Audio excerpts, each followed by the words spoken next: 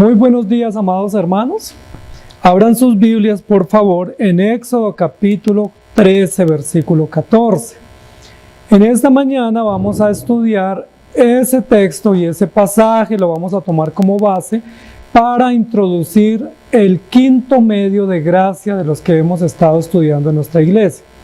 Recuerden que en este periodo nos tomamos a la tarea, o nos dimos a la tarea de estudiar los medios de gracia, que son informaciones básicas de fe, pero que queríamos tener la certeza de que estamos bien informados, que estamos conociendo la teoría de esos medios y que estamos también poniendo en práctica estos medios y usándolos debidamente. 5 medios de gracia nos propusimos estudiar.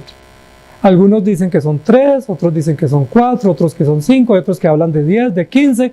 Nosotros elegimos los que consideramos que son muy centrales y muy fundamentales a la vida del cristiano y que tienen suficiente soporte bíblico como para poderlos considerar medios de gracia. Los 5 medios de gracia: la lectura o la palabra, la oración, la iglesia, la disciplina y los sacramentos. Entonces ahí tenemos los 5 deditos de la mano para repasar, ¿cierto? Vamos hoy a ser bien escueleros, como estando en preescolar. A veces necesitamos volver al preescolar. Lo que más nos hace falta del preescolar es poder jugar y que nos den lonchera. Eso es lo que más añoramos. Entonces hoy vamos allá, vamos a volver al preescolar, recordando con sencillez los medios que Dios nos ha provisto. Entonces la palabra es la forma como Dios nos habla. Allí está registrada la voluntad de Dios. Dios nos habla por la palabra. La oración es la forma como le respondemos a Dios cuando Él nos habla, porque es de muy mala educación que a uno le hablen y uno no responder. Si hoy en día se dejan en visto los mensajes y eso pues no es lo más adecuado, a veces uno lo hace o a veces otros lo hacen con uno, pero no es lo correcto. Si a mí me hablan, ¿qué debo hacer? Dar una respuesta corta, larga, pero dar una respuesta. Y Dios nos habla por su palabra. Nosotros como creyentes genuinos, hijos de Dios, tenemos que responderle a Él porque Él demanda respuesta, la oración. La iglesia es el lugar donde Dios nos reúne y es, como pudiéramos decir, el taller donde somos formados. ¿Sí? Entonces tenemos la voz de Dios, la respuesta que damos a Dios, el taller, ¿sí? Donde vamos a ser capacitados, formados. La disciplina es la forma como Dios nos entrena, ¿sí? Nos pule, nos limpia, nos pasa todos los cinceles y las formas de limpieza y de tratamiento, de entrenamiento. Y ahora vamos con los sacramentos. Los sacramentos es la didáctica de Dios, es decir, cómo Dios de forma sencilla, de forma como un maestro, nos va enseñando cada cosa y cada detalle de la fe y de la vida cristiana. Entonces tenemos 5 medios de gracia a nuestra disposición. Son los medios que Dios usa para formarnos y para prepararnos para el reino de los cielos.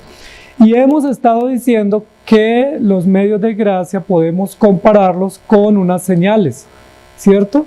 Con unas instrucciones. Llega seguro a la meta quien sigue las instrucciones. Estas 5 instrucciones, todas las tenemos a nuestra disposición. Todos podemos hacer uso de ellas. Y todos debemos hacer un uso adecuado para que podamos estar fuertes y robustos. Hoy entramos con el último medio de gracia, que son los sacramentos. Y vamos a hablar de eso en esta mañana.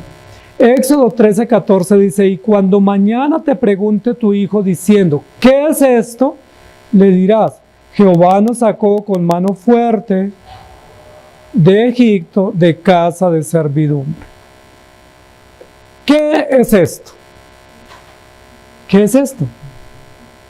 ¿Sí? Esa es la pregunta que nos vamos a plantear hoy, que es una pregunta que, según el escritor en el libro de Éxodo, surge con frecuencia, especialmente en nuestros hijos. Vamos a la etapa preescolar, que es una de las etapas de las preguntas. Recuerden que nos han dicho que los niños en edad preescolar con frecuencia usan preguntas como ¿por qué? ¿Sí les hicieron esa pregunta a sus hijos? ¿Y cuántas veces les preguntaban? ¿Una vez y quedaban conformes con la respuesta? Y uno les decía, pues eso es un libro. Y a los 5 segundos, ¿y qué es esto? Y uno volvió y les decía, ya te dije que un libro. Y luego volvió y decía, ¿y qué es esto? ¿Se acuerdan? Fue una etapa donde a veces perdimos un poco la paciencia porque no teníamos la paciencia para volverle a decir lo mismo que ya le habíamos dicho, porque pareciera que nuestros hijos nos estaban como tomando del pelo, como diciendo, bueno, yo ya sé, pero vuelve y me dice. Y dice, bueno, ya no le digo más, ¿cierto? Sin embargo, aquí el escritor, que según se cree muy posiblemente fue Moisés, dice que Dios le recordó que a futuro nuestros hijos, posiblemente pequeños, nos van a preguntar con frecuencia, ¿qué es esto? Es decir, Dios aquí avala un principio de conocimiento preescolar de las inquietudes múltiples de nuestros hijos y cómo darles tratamiento. ¿Sí? ¿Qué hacer cuando un hijo nos dice, ¿qué es esto? ¿Sí? Decirle no moleste, ya te respondí, no pregunte más, o qué decirle. ¿Sí? La pedagogía nos plantea respuestas, pero el Evangelio nos da la respuesta eficaz, sabia, perfecta de qué responderle a nuestros hijos cuando ellos preguntan. Y para responder la pregunta, el escritor y Dios a través del Espíritu Santo que le dio la capacidad al escritor, nos da como señal o como ejemplo, como evidencia para la respuesta, los sacramentos. Dios es invisible, eso lo sabemos, Dios es espíritu. Pero Dios que es invisible se hace visible de muchas maneras. Esa es una verdad que no la podemos negar. Dios es espíritu, espíritu visible. Invisible en esencia, pero visible en obras, visible en hechos y visible en acciones. Entonces a Dios nunca lo vamos a poder ver porque es espíritu, pero sí podemos ver todo el tiempo las obras de Dios, las acciones de Dios, los hechos de Dios y las maneras como Dios ha querido hacerse visible. Hay muchas maneras como Dios se nos ha hecho visible, pero para el caso del estudio nuestro en esta mañana, Dios se nos ha hecho visible a través de los sacramentos. Lo que históricamente se ha llamado los sacramentos. Y alguien dirá, sacramento, esa palabra ¿dónde está en la Biblia? Yo no la he encontrado. Bueno, yo tampoco la he encontrado. No está en la Biblia. La palabra sacramento no está en la Biblia, pero eso no significa que no podamos hablar de ese tema. Porque igual la palabra teología tampoco está en la Biblia, pero hablamos de la teología. La palabra Trinidad tampoco aparece en los originales, pero hablamos de la doctrina de la Trinidad. Entonces el hecho de que un término no aparezca en la Escritura no significa que no podamos hablar de ese tema si está sustentado adecuadamente. Recuerden que la Biblia presenta doctrinas y como la Biblia no le da nombre a las doctrinas, todos los nombres de las doctrinas se los han puesto los biblistas o los teólogos. Ningún nombre de doctrina está en la Biblia. Por ejemplo, en la Biblia no aparece soteriología, cristología, teología, neumatología, escatología. Esas palabras no aparecen en la Biblia. ¿Quiénes las descubrieron o las asignaron? Los teólogos. ¿Y cómo las asignaron? Con el soporte de las evidencias bíblicas, con las múltiples referencias. Dijeron, si aquí hay un texto que habla de este tema, y aquí en el otro libro hay otro texto que habla del mismo tema. Y luego tenemos 60, 80 o 200 textos que hablan de este tema. Entonces aquí hay una doctrina, es decir, un cuerpo de conocimiento. Y ese cuerpo de conocimiento se le tiene que dar un nombre. No le pudiéramos decir la doctrina 1. Entonces, o la doctrina 2. Se le asignaron nombres. Entonces llegaron a la conclusión, bueno, esta es la doctrina de la Trinidad. O esta es la doctrina del pecado, que es la doctrina de la amarteología. O esta es la doctrina de Cristo, que es la cristología. O la doctrina del culto, que es la doxología. ¿Me hago entender? Todos esos nombres de las doctrinas no están en la Biblia, pero están los soportes que dan base y que sustentan la doctrina, y no pudiéramos llegar al punto de decir, si ese término no está en la Biblia, no lo consideremos. Porque sería llegar a un extremo, porque está todo el soporte y el sustento. Por ejemplo, ¿existe base para la doctrina de la Trinidad? ¿Ustedes qué creen? Hay mucha base, desde Génesis hasta Apocalipsis, aunque el término no existe en la Biblia, pero hay base. ¿Existe base para la doctrina del pecado? Desde Génesis hasta Apocalipsis, la Biblia habla del pecado y las consecuencias y lo que el hombre viola cuando comete pecado o transgresión. Entonces, sí se puede configurar una doctrina que en el caso de la teología, por las raíces del griego, se llamó amarteología. Es decir, que el hombre ama el pecado. Pudiera ser una sección semántica, ¿cierto? La doctrina de que el hombre ama el pecado en lugar a Dios. Amados hermanos, ¿qué es esto?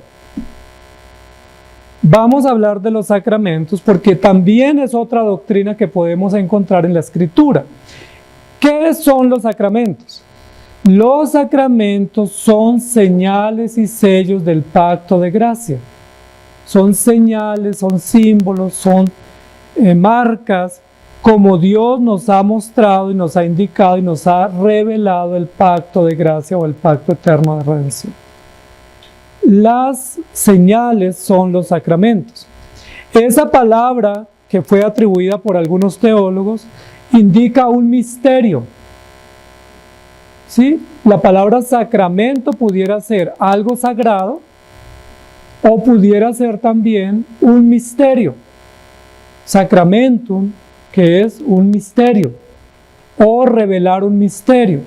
Entonces miren lo interesante, puede ser que el término no diga mucho de todo lo que la Biblia dice, pero la base del concepto de los sacramentos es cómo se revela un misterio o cómo se hace conocido un misterio. En este caso, ¿de qué misterio estamos hablando? Si los sacramentos son las señales y sellos del pacto, y el pacto es la salvación, ¿cuál es el misterio? Que Dios dispuso salvar a su pueblo. Y eso es un misterio que no lo conocen todos, sino que solo lo conocen los creyentes. Y las señales del pacto son las formas como se hace revelado o visible ese misterio de la salvación. Entonces aquí estamos hablando de palabras importantes y de conceptos importantes que nos sirven. Éxodo capítulo 12, versículo 48 dice: mas si algún extranjero morare contigo y quisiere celebrar la Pascua para Jehová, séale circuncidado todo varón, y entonces la celebrará y será como uno de nuestra nación, pero ningún incircunciso comerá de ella. Quiero que revisemos bien ese versículo, porque la base del tema sacramental tiene que ver con eso. Éxodo 12, 48. Si entre ustedes como nación, que era el pueblo de Israel o el pueblo hebreo, mora un extranjero y ese extranjero quiere comer la Pascua, él puede comer la Pascua, pero primero debe ser circuncidado. Y uno dice, ¿qué tiene que ver ese texto con lo que estamos hablando de los medios de gracia?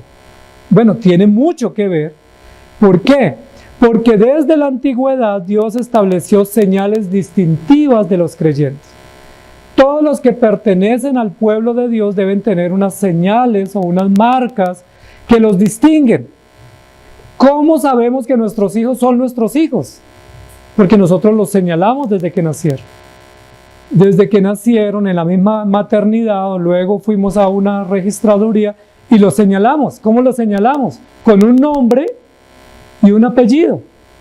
Y por ese nombre y ese apellido, esos hijos tienen derechos legales y nosotros tenemos obligaciones legales también. Si nos hubiéramos hecho los locos y no hubiéramos registrado a nuestros hijos, pues esos hijos no pudieran reclamar unos derechos y la ley no nos obligaría también a cumplir unas obligaciones. Los marcamos. ¿Por qué los marcamos? Porque dijimos en esa marca, cuando nacieron, con un nombre y les marcaron su piecito y les pusieron su huella y nos dieron un documento, dice, ese es su hijo. Y ahí firma el padre o firma la madre y ahí ya no hay nada que hacer.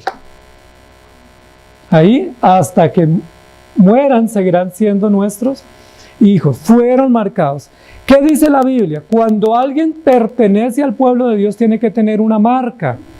Si no tiene esa marca, no es de mi pueblo. Y Dios dispuso 2 marcas. Así fue la disposición de Dios. Primero una marca visible única en el cuerpo y luego una marca de celebración constante. Esas dos marcas que Dios dispuso, que están aquí descritas en Éxodo, son la Pascua y la circuncisión. Ahí está en el texto, no lo estamos acuñando nosotros, no es algo que nos quisiéramos forzar, no, aquí dice, si algún extranjero quiere celebrar la Pascua, es decir, quiere participar de la cena de la Pascua o de la fiesta de la Pascua, pues claro que puede, pero necesita que lo circunciden primero. Entonces aquí están las dos marcas. Y esas dos marcas son las marcas que teológicamente se conocen como los sacramentos. Entonces, ¿qué son los sacramentos? Son los dos sellos o las dos marcas que los cristianos deben y pueden tener como señal de que pertenecen a la iglesia. ¿Cuáles son? La circuncisión y la Pascua en el Antiguo Testamento, con su debida transición en el Nuevo Testamento debido al cumplimiento de Cristo, que son el bautismo y la cena del Señor. ¿Me hago entender? Entonces, cuando hablamos de sacramentos, estamos hablando del bautismo y la cena del Señor, que son los únicos dos sacramentos cristianos. En algunas iglesias han avalado otros sacramentos o otras enseñanzas y las han elevado al nivel de sacramento, pero nosotros vemos históricamente, no nosotros, sino la historia de la iglesia y los teólogos que ha tenido la iglesia durante estos 2000 años, solo han aceptado dos sacramentos. Y las confesiones, los catecismos, los credos solo reconocen dos sacramentos.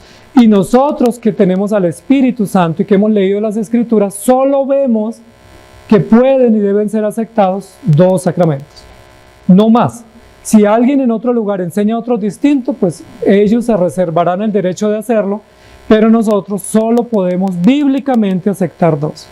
Primera de Corintios 10, 21 dice: no podéis beber la copa del Señor y la copa de los demonios, no podéis participar de la mesa del Señor y de la mesa de los demonios.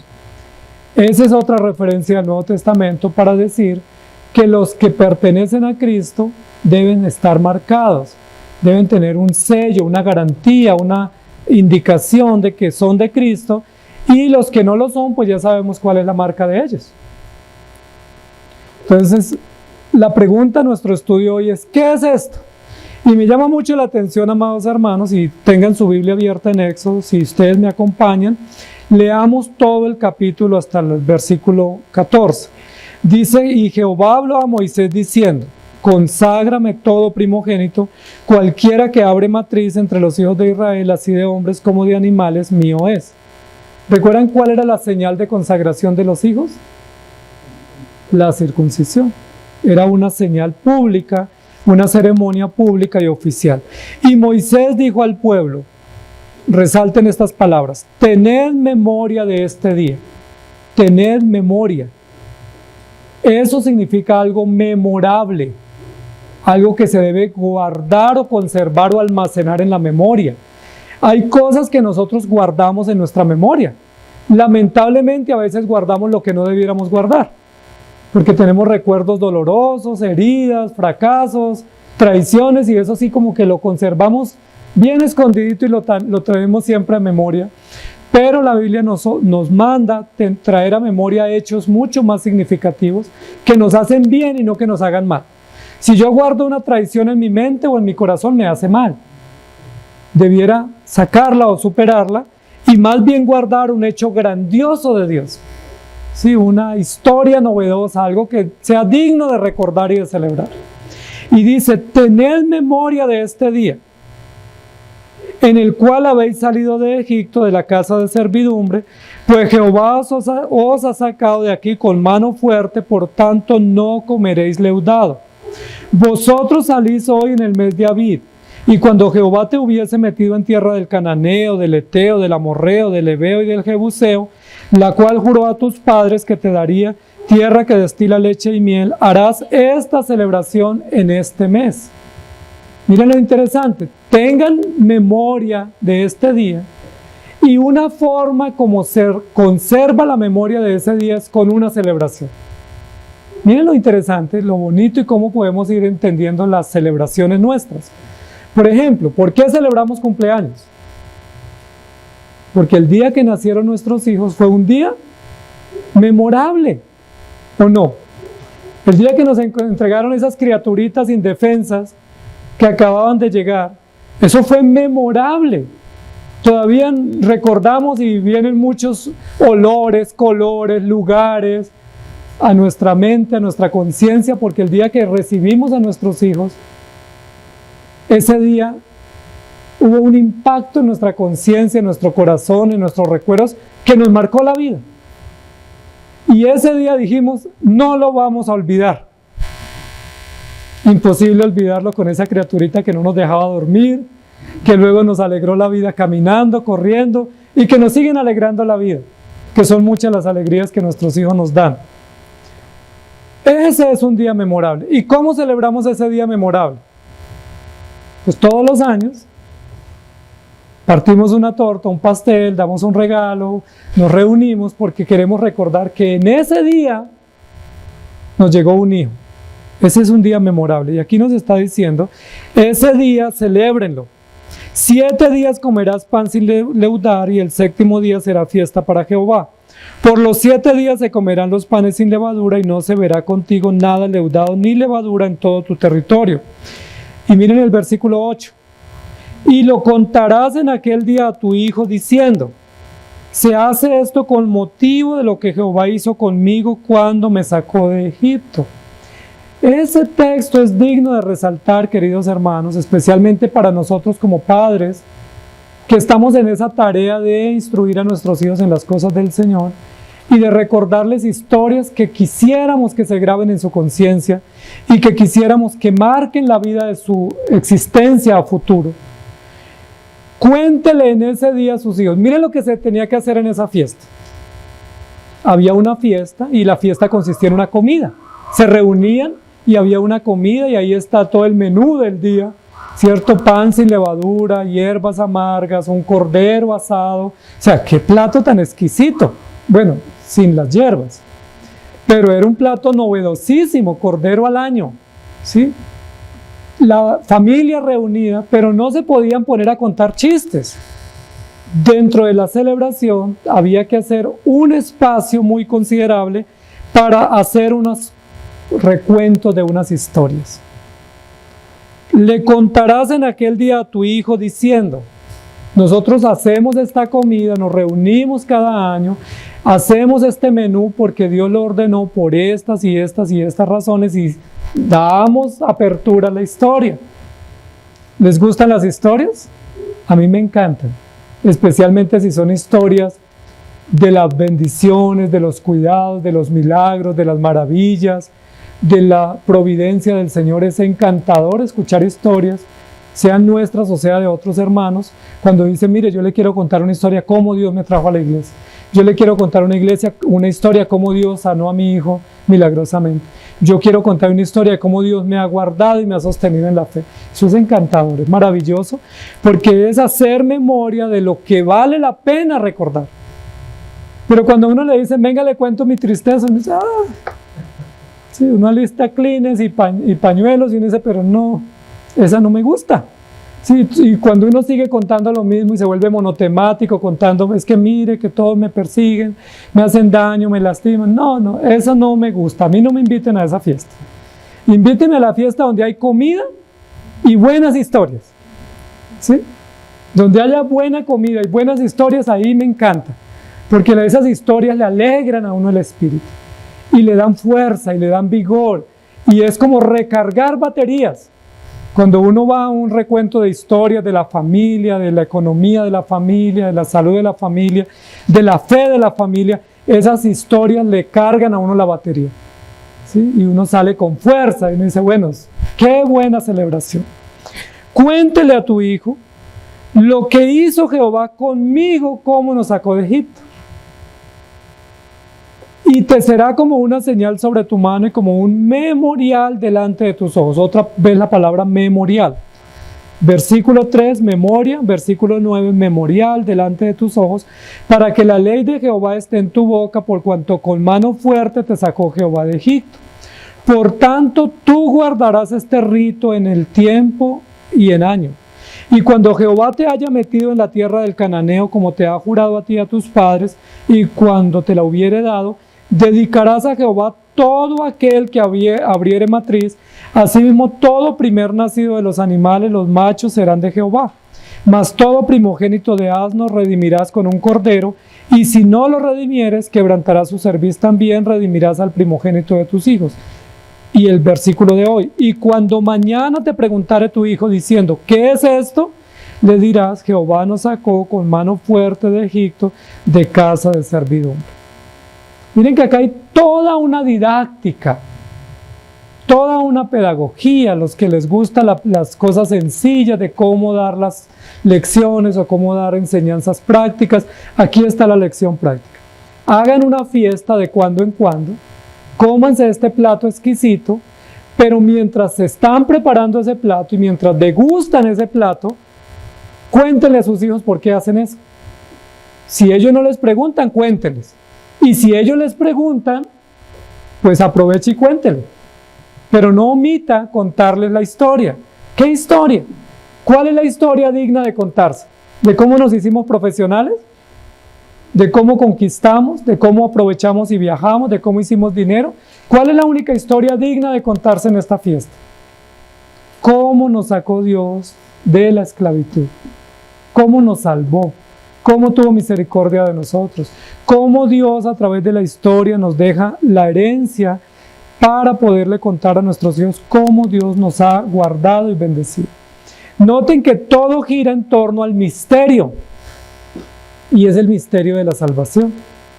Sí, yo era incrédulo, yo no quería de las cosas de Dios, yo había dicho que por allá nunca aparecería, pero Dios un día me llamó a través de la palabra. Y aquí estoy. Cuéntenle eso a sus hijos, porque eso es importante que se grabe en la memoria de ellos, porque ellos van a preguntar, ¿por qué ustedes comen pan y vino? ¿Sí? ¿Por qué ustedes guardan esa ceremonia con especial cuidado? Bueno, porque Dios tuvo misericordia de nosotros. Entonces, lo primero que sirven, o para lo primero que sirven los sacramentos es como señales. Como señales. ¿Sí? Y estamos pensando en muchos tipos de señales. Por ejemplo, en una empresa o en un edificio hay señalización. Es obligatorio que haya señalización. ¿Para qué? Para saber dónde están las salidas de emergencia, dónde están las unidades sanitarias, dónde está la oficina, dónde están las zonas de peligro, dónde están los extintores. Tiene que haber señalización, eso es de ley, hoy en día, especialmente en empresas y lugares públicos. Pero en la carretera también debe haber señalizaciones de ley, señales. ¿Para qué sirven las señales? Para protegernos, para indicarnos y para señalarnos. En el campo no hay señales muy visibles, pero los campesinos crean señales. Si yo me acuerdo que mis tíos, cuando se ponían de acuerdo para un compromiso, como no había teléfono en el campo, ni había wifi, ni redes, ni mensajes inmediatos, entonces decían, mire, este es el punto de encuentro. El que pase primero deja una rama tirada. Si yo llego y ya está, la rama está en el piso, es porque usted ya está adelante y yo sigo. Si usted llega y no está la rama, o me espera, o corta la rama, y yo ya sé que usted pasó y me está ganando. Me decía, interesante, ¿cierto? Otra señal que recuerdo que hacían en el campo era, bueno, si hay que ir a trabajar el lunes, ¿cómo le aviso? Bueno, si hay que ir a trabajar a las 6 de la mañana, yo prendo una hoguera, y si usted ve la columna de humo o ve humo saliendo ahí de mi finca, es porque hay que venir a trabajar. Llegue porque se le hace tarde. Señales, ¿sí? Señales para indicar un camino, para indicar un propósito o un deber. Esa es la función de las señales, ¿sí? Las señales son indicaciones de algo, ¿sí? Cuando uno va en el campo, va con un machete, con una peinilla y va haciendo marcas en los árboles o en el lugar, y uno dice, por aquí acaba de pasar alguien, ¿sí? Nadie me lo dijo, pero yo vi las señales, las marcas.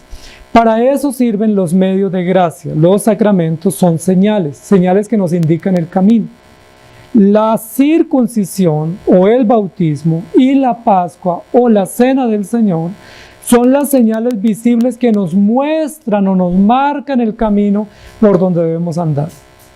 Con esas dos señales, un estudioso, un hombre con inquietudes o una mujer con inquietudes sobre el Evangelio, solo con esas dos señales pudiera sacar una reseña de lo que es el Evangelio.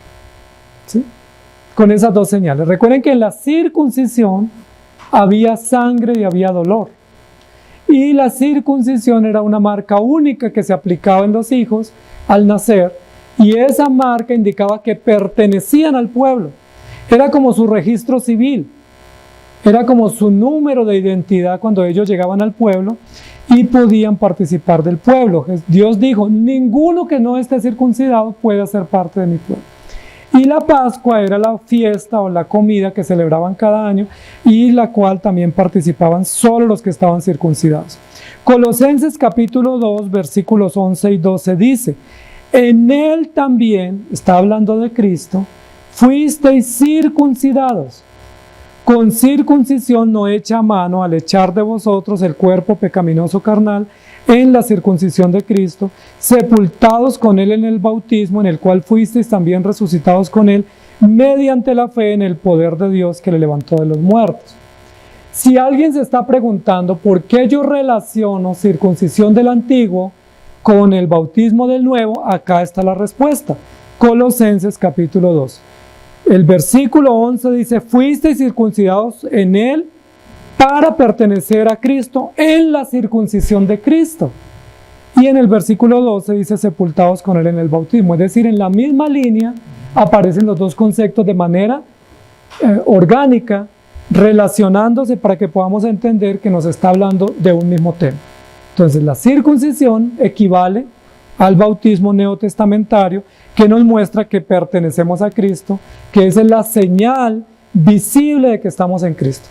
Cuando usted se hace bautizar o se hizo bautizar, lo que usted hizo fue levantar una gran señal. Y esa señal que dice, yo soy de Cristo. Es una señal de pertenencia. Cuando traemos nuestros hijos para el bautismo, nosotros como padres, cuando los presentamos en la iglesia, ¿qué es lo que estamos diciendo? ¿Qué señal levantamos sobre nuestros hijos y pública? Es que me nace un hijo, pero ese hijo no es mío, pertenece al Señor, y yo lo traigo a bautizar y ponemos una señal en alto, ¿sí? Que va a guiar el camino de ese hijo. Y mañana cuando nuestros hijos nos pregunten, le vamos a decir, te bautizamos de niño por esto, por esto y por esto. Te trajimos a la iglesia por esto, por esto y por esto, ¿cierto? Porque esa es la señal que tenemos.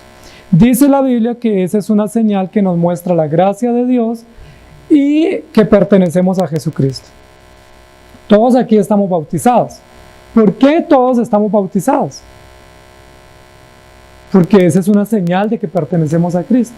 Si alguien no estuviera bautizado, ¿qué le recomendaríamos? Bautícese. Bautícese, porque usted no tiene una señal visible que evidencia su fe y que le muestra el camino por donde usted debe andar. Usted no ha hecho un juramento público donde usted se compromete con su fe y donde usted se responsabiliza de la fe que Dios le ha dado. Hay que bautizarse. Es una señal. Pero una vez nos bautizamos y tenemos el permiso de Dios y de la iglesia, debemos participar de la mesa. Porque la mesa también es una señal de comunión y de que estamos en la fe verdadera. Entonces tenemos los medios de gracia, entre ellos los sacramentos, y los sacramentos son señales, señales públicas. Cuando usted va a bautizar a su hijo, usted le puede decir a su familia, voy a bautizar a mi hijo. Y entonces la gente dice, él es cristiano, o él es religioso, o él cree en esas cosas de la fe, porque yo estoy poniendo una señal. Es igual como si cuando nace mi hijo lo llevo al brujo, y mi familia se entera. Ellos que van a decir, a ese le gusta por allá lo oscuro, lo oculto, ¿sí? Pero si yo lo traigo a la iglesia, ellos van a decir, no, esa es una señal de fe. O yo tengo la cena del Señor, yo voy a la cena del Señor. ¿Qué es eso? No, es que es una ceremonia que existe desde Génesis y Éxodo, que fue establecida por Dios, que dice que los que pertenecemos a Cristo estamos en comunión con Él y lo testificamos públicamente yendo a la comida, ¿sí? Si a usted lo invitan a una reunión o a una comida y usted no está en paz con esas personas, yo le pregunto, ¿usted va a comer o no? ¿Y qué culpa tiene la comida? Pero uno dice, no, yo no voy porque no estoy en paz con esa persona, o no estoy en armonía o en acuerdo, pero con el Señor, dice la Biblia, estemos en comunión para que no dejemos la comida servida y vengamos a la mesa del Señor. Segundo lugar, los sacramentos son sellos, señales que marcan, que delimitan el camino, que nos indican el camino, que nos advierten los peligros o los riesgos en el camino, pero también son sellos. ¿Para qué sirve un sello? Cada vez salen de circulación los sellos por estas cuestiones digitales y todos los documentos hoy en día electrónicos, pero aún esos documentos electrónicos tienen unos seriales, ¿sí? O unos consecutivos, o tienen unos medios como se valida, si se descargó de la página real, un código de barras, o tiene un sello, un indicador de que se descargó de la página oficial, sea por una firma, sea por un símbolo, sea por un código de barras, sea por un serial, pero esos documentos, para que sean oficiales, tienen que venir de una fuente que garantice eso. Los sacramentos, amados hermanos, además de ser señales, también son sellos. ¿Cómo sellos garantizan? Es decir, un sello garantiza. Si usted va y pide un documento, una escritura, por ejemplo, una escritura pública, y esa escritura pública no tiene un sello, usted puede reclamar y decir este documento no es válido. O por ejemplo nuestros documentos de identidad, tiene un sello, o cuando uno va al banco y hace un trámite, ¿cómo uno tiene la garantía de que hizo el trámite y que ese dinero que consignó en realidad lo pusieron a la cuenta de la persona a quien se consignó? Y uno no aparece después debiendo, con un sello, ¿sí? Con un documento que tiene un soporte, que tiene un registro, que tiene un código y que nos dice este documento es válido. O si salimos del país, ¿cómo podemos salir? Que nos den permiso en el aeropuerto para salir. Nos piden documentos y esos documentos verifican que sean válidos. ¿Sí? Los pasaportes, las cédulas, los documentos que nos pidan para que podamos salir tienen que ser válidos. ¿Cómo tenemos la garantía de que son válidos? Bueno, que vienen de la fuente correcta. Lo que la Biblia nos dice es la forma como nosotros somos sellados y demostramos que es garantía de fe y garantía de salvación es a través de los medios de gracia, a través de los sacramentos. Los sacramentos son marcas, son sellos, y un sello es una garantía, está auténtico, es un documento auténtico. Cuando un creyente se hace bautizar o bautiza a sus hijos, y cuando un creyente después del bautismo participa de la cena o de la Pascua o de la comida pascual, está diciendo que está sellado. Es decir, nos da garantía. ¿Garantía de qué? De que es un hijo de Dios, de que ha nacido de nuevo, que está en Cristo y que su fe pues está viva o está intacta y que Él lo está estableciendo de manera correcta. Génesis capítulo 17, versículo 7 dice: y estableceré mi pacto entre mí y ti y tu descendencia después de ti en sus generaciones, por pacto perpetuo para ser tu Dios y el de tu descendencia después de ti. Estableceré mi pacto para ustedes y para sus generaciones como pacto perpetuo. Esa palabra me llama mucho la atención, porque no es un pacto por 10 años, por 20 años, sino es un pacto eterno. ¿Quién es el único que puede hacer pacto eterno? Pues Dios, que es el eterno. Nosotros no, nuestros compromisos fallan, declinan, pero el pacto que Dios estableció en sí mismo es eterno, y para sellar ese pacto nos dio dos señales o dos sellos que se llaman sacramentos.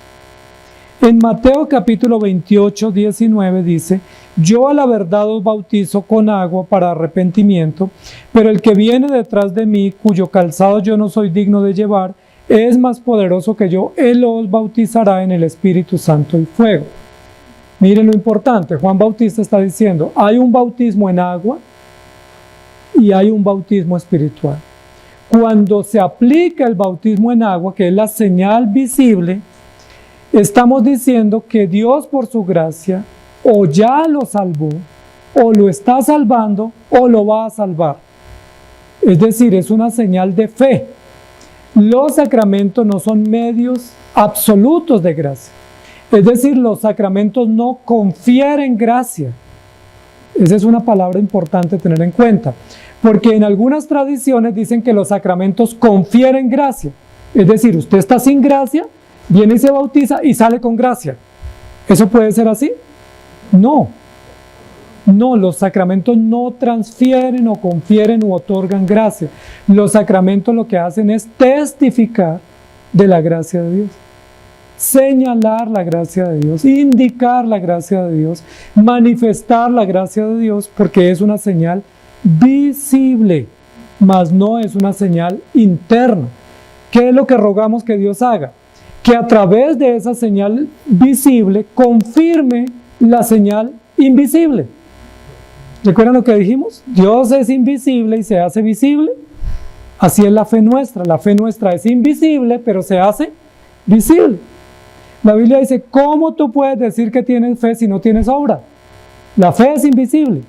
Pero ¿cómo se muestra la fe? Por obras, y las obras son visibles. ¿Me hago entender? Usted me puede decir, yo soy hijo de Dios. Yo también lo puedo decir, pero ¿cómo yo hago visible esa propuesta o esa tesis de que soy hijo de Dios? Con mis obras, con mis hechos, y especialmente hechos como comprometerme con el Señor, dar el paso del bautismo, consagrarme al Señor, a congregarme cada domingo, participar de la cena del Señor. Pero imaginémonos que hay acá un creyente que dice que es creyente, pero uno le dice, ¿ya te bautizaste? No, yo no creo que sea necesario el bautismo. Para mí el bautismo no es importante. Ok. Le pasamos la mesa y que dice, no, yo no voy a comer, eso para mí no tiene valor, pero yo tengo mi fe puesta en Cristo. ¿Qué pensaríamos de ese creyente? ¿Daríamos un voto afirmativo de que es un creyente genuino, firme en la fe y comprometido? Puede ser, o que es un creyente inmaduro, que le falta discipulado, madurez y firmeza. Esa puede ser una razón y debe ser instruido. O la otra razón es que no es un creyente, que él presume, pero no es. Porque un creyente verdadero es un creyente que cumple los mandatos. O pongamos otro ejemplo. Imagínense que usted está casado o casada y esa pareja le dice, yo te amo muchísimo y doy mi vida por ti, pero esta noche no voy a la casa. Y no me pregunte por qué. Mañana tampoco voy y no me pregunte cómo estoy, pero yo te amo, tú sabes que doy la vida por ti. Y llevo 2 semanas y no me llame, no me pregunte dónde estoy, pero tú sabes cuánto te amo y ahí te mandé unas flores. Yo le pregunto, ¿qué piensa esa persona que está en casa, sea la esposa o sea el esposo, porque hoy pasan los 2 sentidos, que está en la casa esperando que su amor de la vida le explique cómo es ese comportamiento? ¿Ustedes creen, esa persona realmente ama y está comprometido con esa mujer o con ese hombre? ¿Ustedes qué dirían? No, pero dice que sí. Y manda flores, es detallista y habla bonito y llama todos los días para preguntar cómo están. No, pero es que yo no quiero que mande flores, yo quiero es que venga a la casa. Porque un indicador de que ese hombre está comprometido con ese hogar o con esa mujer, y un indicador de que esa mujer está comprometida con ese hombre y con esos hijos es que está en la casa.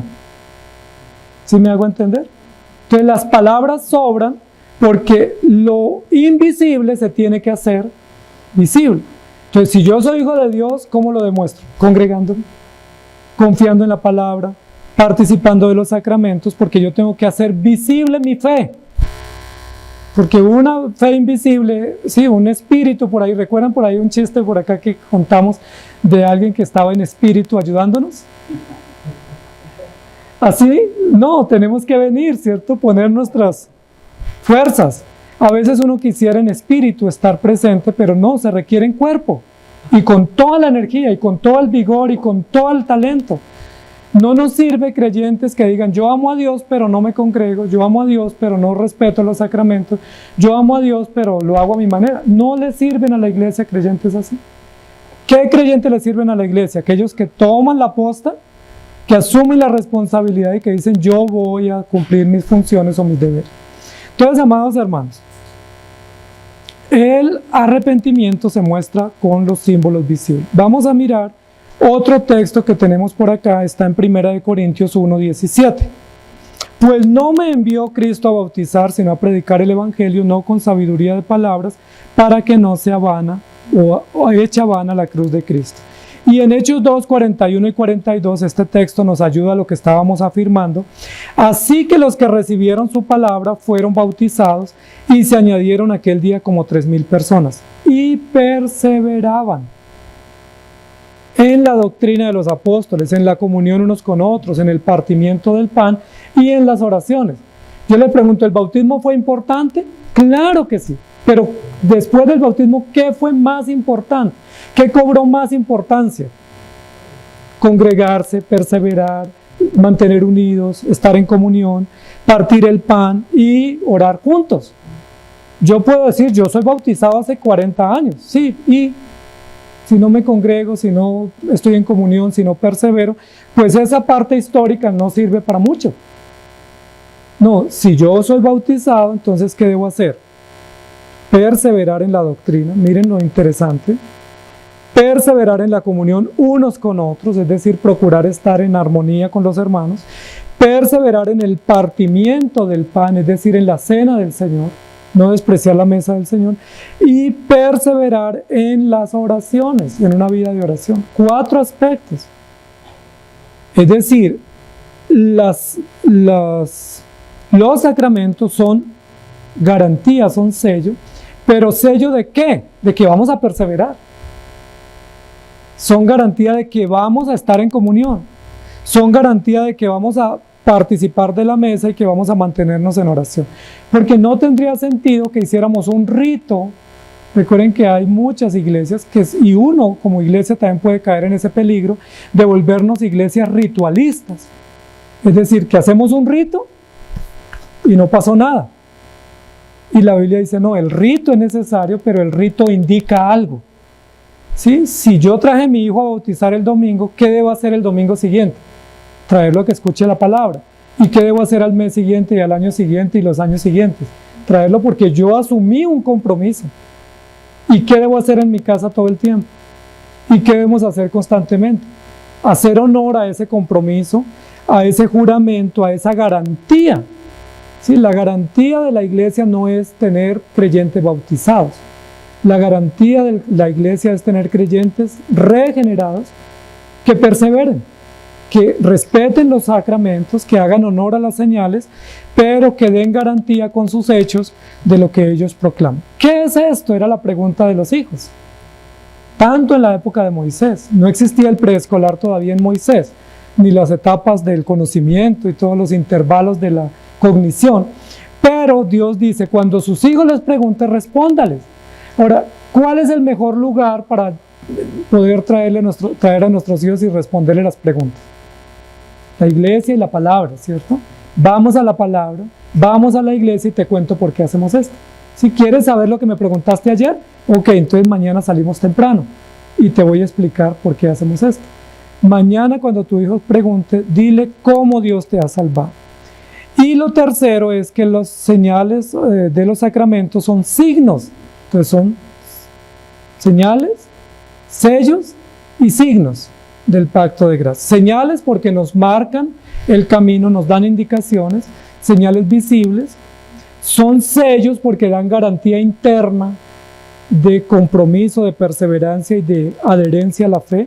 Pero también son signos, y son signos que alientan la fe y la esperanza de la iglesia.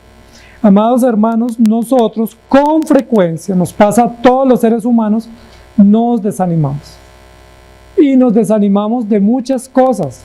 Sí, a veces uno dice, pero es que es lo mismo, pero es que me cansé, pero es que no avanzo, y nos desanimamos.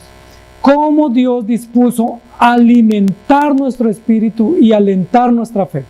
A través de los sacramentos. Miren lo interesante. Si usted está cansado de la prédica o de la palabra, a través de los sacramentos Dios lo anima.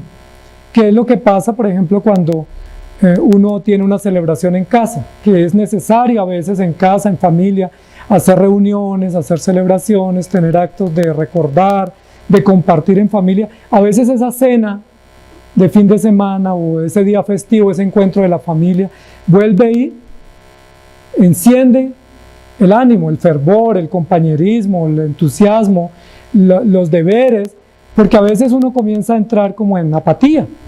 ¿Sí? No sé si les ha pasado o estoy confesándome en público, ¿sí? Pero a mí me pasa. ¿sí? Que con frecuencia uno entra como en una apatía por cosas, ¿sí? Como que se vuelven rutinas, son cosas buenas, las seguimos haciendo, pero sentimos o vemos o percibimos que son como rutinas. ¿Qué debemos hacer para avivar, para alentar, para revivir? ¿Qué debemos hacer? Bueno, Dios nos dice, celebren mi nombre, reúnanse, conságrense, recuerden historias, y esa noche, esa tertulia, esa reunión familiar, con historias, con comida, ¿qué resultado tenemos en familia? Pues alegría. Ahora, ¿qué hay que evitar en esa celebración? Contar historias tristes. Porque si en esa reunión de familia contamos historias que son de dolor, posiblemente terminamos culpándonos. No, pero es que tú el año pasado no hiciste esto. No, que fuiste tú y ahí el ambiente se dañó y la comida se perdió. Lo mejor en estas celebraciones es recordar cosas que alegren, que den esperanza, que afirmen la fe. Y Dios nos dejó por escrito qué debemos contar cuando nos reunimos a celebrar estas ceremonias. ¿Qué debemos contar? No tragedias, no tristezas, puede que las tengamos y las hayamos vivido. Lo que debemos contar en estas reuniones es qué ha hecho Dios por nosotros. Y en el texto que estamos leyendo dice, cuando ellos pregunten, sus hijos, les dirás, Jehová nos sacó con mano fuerte de Egipto, de casa de servidor. Es decir, es una historia de libertad, es una historia de vida, es una historia de esperanza, es una historia que genera impacto y que trae esperanza a los oyentes. Esa historia sí vale la pena recordar. ¿Qué es esto? Bueno, esto significa que Dios ha tenido misericordia de nosotros. Entonces, la función práctica de los sacramentos o de las señales de pacto es alentar la fe del creyente. Dios quiere alentar nuestra fe. Dios quiere avivar nuestra fe. Dios quiere despertar nuestra fe y nuestro interés por Él. Y una forma de hacerlo es mediante ceremonias. Mediante ceremonias repetitivas que se hacían en el pueblo y que se hacían en público. Por eso tanto el bautismo como la cena del Señor son ceremonias públicas, no pueden ser privadas. ¿Por qué? Porque Dios quiere animar la iglesia públicamente para vivir en la fe. Cuando hay un bautismo de un creyente nuevo, los demás debemos recordar nuestro bautismo. Y cuando escuchamos a ese creyente nuevo que hace un juramento en el bautismo de consagrarse al Señor, de vivir para Dios, de perseverar en el Señor, ¿qué recuerdo nos debe traer a nosotros o qué impacto, qué lectura personal debemos hacer de ese hecho? Bueno, ¿cómo estoy yo? Yo también hice ese juramento. ¿Lo estoy cumpliendo? Sí, yo también un día hice ese juramento. ¿Lo estoy manteniendo? Que Dios ayude a ese hermano, pero que me ayude a mí, que estoy posiblemente bajo de nota o de compromiso o de aliento, y que Dios me anime. Y de la misma manera en la cena del Señor. Cuando participamos de la cena, no es simplemente un rito. Por supuesto, es una ceremonia ritual, pero es mucho más que un rito, es un verdadero desafío a la fe nuestra. Es un verdadero llamado a la conciencia. ¿Cómo está tu fe? ¿Cómo está tu comunión? ¿Cómo está tu compromiso? ¿Cómo está tu fuerza espiritual? ¿Estás nutrido o estás desnutrido? ¿Cómo estás? No es simplemente, bueno, me pasan el pan y la copa, me lo como y ya. No más, no, esos símbolos que tomamos y que saboreamos deben cumplir una función didáctica, pedagógica en nuestra conciencia, y es, bueno, ¿y yo cómo estoy? ¿Sí? O como dice acá la pregunta, ¿qué es esto? O sea, si yo puedo participar, ¿qué es esto? Pues que soy un hijo de Dios, que Dios ha tenido misericordia de mí y que yo debo perseverar en Él. Si no estoy alineado a los deberes, pues debo pedir perdón. ¿Sí? Si en esa ceremonia, sea que yo participe como activamente, como en la cena, o sea que participe como espectador en un bautismo, yo debo llegar a la conclusión cómo estoy. Y si estoy mal, ¿qué debo hacer? Tomar acción, ¿cierto? Tomar acción y decir, bueno, mi compromiso ha decaído, mi interés por la lectura ha decaído, mi interés por la oración ha decaído, no estoy fervoroso en las cosas del Señor, algo me está pasando y no puedo estar tranquilo. No puedo dejar apagar esa llama de la fe y de la esperanza, porque si esa llama se apaga, significa que yo no soy hijo de Dios y que tengo a mi espalda una consecuencia y es la condenación. Entonces, ¿qué dice la Biblia? Mantengan el fervor, mantengan el denuedo, mantengan el candor espiritual, y una forma como Dios llama nuestra atención es a través de los sacramentos. Entonces, noten, amados hermanos, que los sacramentos son señales didácticas. Son señales sencillas, pero potentes para llamarnos al arrepentimiento. Primera de Corintios 10:16 dice así: la copa de bendición que bendecimos no es la comunión de la sangre de Cristo. El pan que partimos no es la comunión del cuerpo de Cristo. Preguntas que se plantea el escritor. Cuando partimos el pan y cuando nos entregan la copa, ¿qué es lo que recibimos? ¿Es simplemente un pedazo de pan?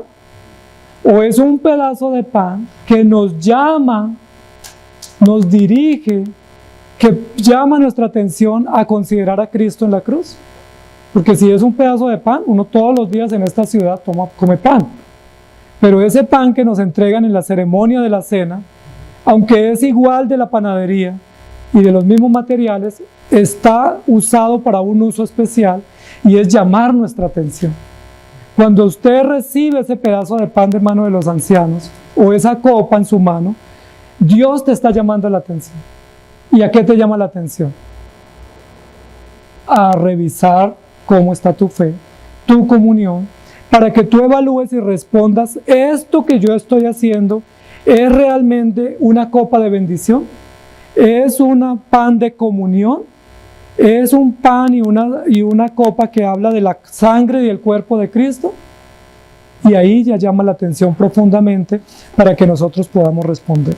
Amados hermanos, como creyentes y como padres tenemos responsabilidades de instruir a nuestros hijos y de instruirnos en la fe. Y una forma de hacerlo es a través de los sacramentos. Primera de Corintios 11, 25 y 26 dice: asimismo tomó también la copa diciendo, después de haber cenado: esta copa es el nuevo pacto en mi sangre, haced esto todas las veces que la bebiereis en memoria.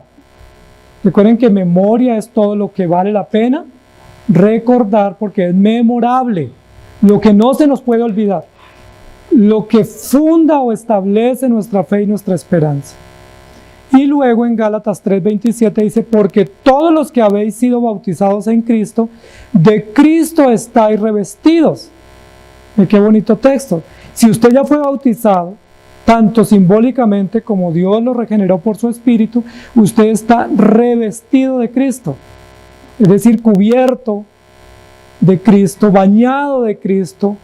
No está desnudo, no está a la intemperie o está solo, sino que está cubierto por Cristo. Y luego en Romanos 4:11 dice: y recibió la circuncisión como señal, como sello de la justicia de la fe que tuvo estando aún incircunciso, para que fuese padre de todos los creyentes no circuncidados, a fin de que también a ellos la fe les sea contada por justicia. Hay una relación directa entre una práctica histórica que surge desde Génesis 17 y 21, que es la circuncisión, con la fe. ¿Recuerdan que Abraham es llamado en la Biblia el hombre o el padre de la fe? ¿Y por qué Abraham es llamado padre de la fe? Porque creyó y le fue contado por justicia, pero una vez creyó, dice la Biblia, que Dios le dijo: como señal de que tú creíste y como señal de que estás en la justicia correcta o en el lado correcto, circuncidará a todo varón que esté en tu casa. ¿Recuerda? Génesis 17 y 21. ¿Abraham lo hizo o no? Dice la Biblia: lo hizo y le fue contado por justicia. Y aquí está volviendo a decir en Gálatas y en Romanos que el sello, la señal de la fe, es una ceremonia, una señal visible de que pertenecemos a Cristo, es decir, el bautismo y la cena del Señor. Y luego en Hechos 13, 32 y 33 dice: y nosotros también os anunciamos el evangelio de aquella promesa hecha a nuestros padres, es decir, Abraham, Isaac y Jacob, la cual Dios ha cumplido a los hijos de ellos, a nosotros resucitando a Jesús, como está escrito también en el Salmo 2, mi hijo eres tú, yo te he engendrado hoy. Miren qué interesante esto. Dice, está hablando aquí el apóstol Pablo y está diciendo, eso que les anunciamos hoy fue lo que Dios dijo a nuestros padres, antepasados, los patriarcas de Génesis. Dice, pero eso que Dios le dijo a nuestros antepasados lo ha cumplido. Qué buena evidencia, qué buena garantía para el Evangelio. Y dice, y no solo a ellos les cumplió, sino a nosotros nos cumplió, porque a nosotros nos dijo que Él iba a morir y resucitar. Y recuerden que aquí están los apóstoles en Hechos 13, dando testimonio de que Jesucristo realmente murió y resucitó. Yo les pregunto, ¿pueden ustedes decir lo mismo? ¿Eso que Dios ha dicho no lo ha cumplido? Yo creo que sí. Tenemos múltiples evidencias. Ahora, la mayor promesa que Dios ha cumplido por gracia inmerecida es perdonar nuestros pecados. Lo demás son añadiduras. Si nos sanó, si nos dio trabajo, si nos dio una bendición financiera o cualquier otro tipo de bendición, eso es bueno, pero no es lo esencial. La promesa principal que Dios nos ha cumplido sin nosotros merecerla es que nos dio vida estando muertos en delitos y pecados. Si Él nos ha cumplido su promesa, la pregunta es, ¿y no vale la pena que tú y yo cumplamos algunos deberes y promesas para con Él? ¿No vale la pena que si Él ha cumplido o ha hecho su parte soberana, nosotros en gratitud nos rindamos y nos consagremos a Él? Creo que sí. Creo que la respuesta de todos sería, por supuesto. Yo no puedo ser indiferente a tanto amor. Yo no puedo ser indiferente a tanta bondad. Yo no puedo ser indiferente a tanto cuidado inmerecido. Yo no puedo tener la garantía y la certeza de la salvación en Cristo y ser indiferente. Yo no pudiera decir, soy salvo y vivo a mi manera. Soy salvo y no me importa lo que Dios exija de mí, porque eso sería una total indiferencia. Porque la Biblia dice, si me amáis, guardad mis mandamientos. El ejemplo que yo puse, que fue un ejemplo extremo hace un rato, pues si alguien me ama, pues hace algo por mí. No puede ser que alguien me ame y esté de espaldas a mí. No puede ser, porque uno dice, no, pues no hay correlación. La Biblia dice, la única correlación del creyente con Cristo es que si dice amarlo, debe guardar sus mandamientos. Entonces, cuando nuestros hijos nos pregunten, ¿qué es esto?, ¿qué les vamos a responder? ¿Les han preguntado a sus hijos? Y si no nos preguntan, hay que contarles las historias transformadoras, esperanzadoras, las historias que transforman vidas. Pero a veces les contamos es lo que nos sirve. Mire, con ese vecino no se hable porque me ha hecho la vida imposible. Y le contamos eso y minamos el corazón de nuestros hijos hacia alguien. Cuando debemos contarles son las historias que dan vida, las historias que llegan al alma y que nos transforman. Tito capítulo 3, versículo 3 dice, porque nosotros también éramos en otro tiempo insensatos, rebeldes, extraviados, esclavos de concupiscencias y deleites diversos, viviendo en malicia y envidia, aborrecibles y aborreciéndonos unos a otros. Éramos eso. La pregunta es si ahora somos igual o no. Por la obra del Evangelio debemos ser distintos y por esas marcas o esas señales o esos símbolos y signos que Dios puso en nosotros. Entonces el bautismo y la cena del Señor son un medio de gracia. Es un medio de gracia didáctico, es decir, instructivo, que nos muestra el camino a través de esas señales, que nos marca a través de un sello de garantía que nos hace mostrar que tenemos a Cristo y que somos de Cristo, y es un signo también de la fe y la esperanza que Dios nos da. Que el Señor nos ayude. Y si usted se pregunta ¿qué es esto?, vaya a la historia bíblica. Y si su hijo le pregunta ¿qué es esto?, explíquele lo que es esto, y esto es nada más que el plan de Dios de salvar a su pueblo para su gloria y que nosotros permanezcamos en él. En muchos lugares, incluso en el Salmo 78 dice, para que las nuevas generaciones teman. Miren lo interesante. El plan de Dios no es simplemente informar a nuestros hijos. Sí, yo no solamente le informo cuando Él me dice ¿qué es esto? ¿Cuál es el plan de Dios? ¿Solo informar? No, es impactar la conciencia de nuestros hijos. Es lograr por el Evangelio que esas historias les impacten y Dios quiera que les transformen ¿sí? Y que ellos teman a Dios como nosotros, o incluso mejor que nosotros, y sirvan a Dios y podamos tener nuevas generaciones que creen en Cristo y que siguen las historias del Evangelio. Entonces, que el Señor nos ayude. ¿Y qué es esto? Pues que Dios nos salvó y tuvo misericordia de nosotros. Señor, gracias te damos por tu palabra, porque tu palabra, además de ser profunda, es tan sencilla que la podemos entender, la podemos explicar, la podemos representar, la podemos simbolizar, incluso la podemos saborear, como en el caso de la Cena del Señor. Gracias porque a través de ceremonias visibles de las cuales participamos como iglesia, nuestra fe se nutre, nuestro espíritu se alienta y cobra valor y vigor, y nuestros votos también se afirman delante de ti. Gracias porque es a través de esas ceremonias que podemos aprovechar la oportunidad para afirmar la fe nuestra y de nuestros hijos. Y gracias porque es a través de esas señales y sellos de pacto que nos sostienes en la fe con evidencias visibles de lo que tú estás haciendo en nosotros. Ayúdanos a no omitir que cuando alguien nos pregunte ¿por qué haces esto?, decirle luego te explico. No, que aprovechemos esa coyuntura y le expliquemos.